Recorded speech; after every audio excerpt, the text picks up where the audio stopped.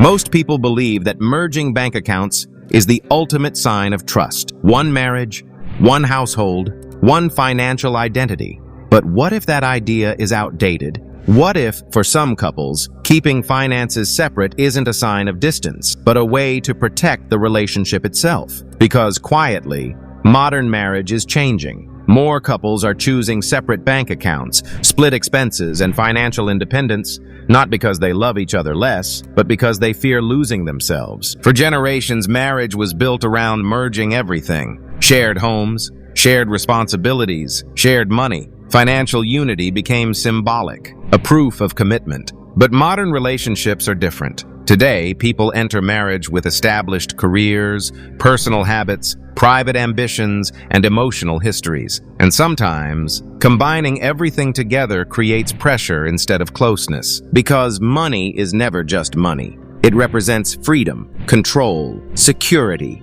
identity.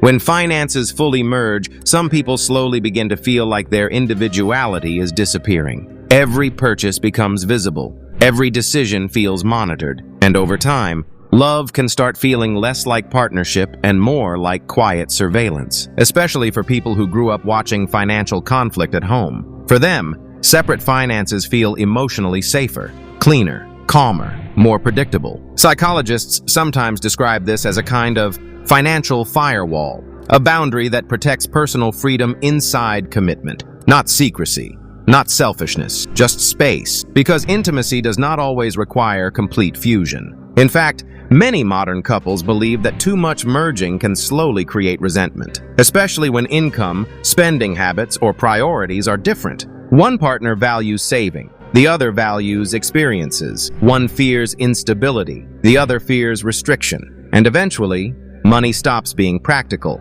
and becomes emotional. That's why some couples choose separate accounts, shared responsibilities, independent freedom, not to divide the relationship, but to protect it. Maybe the real question isn't, why do some couples keep money separate? Maybe the real question is, why do we assume love must erase individuality to be considered real? Because modern relationships are no longer built only on survival. They are built on identity. And perhaps the strongest relationships are not the ones where two people become one, but the ones where two people stay connected without losing themselves in the process. Because sometimes relationships do not fall apart from lack of love, but from the slow disappearance of the people inside them.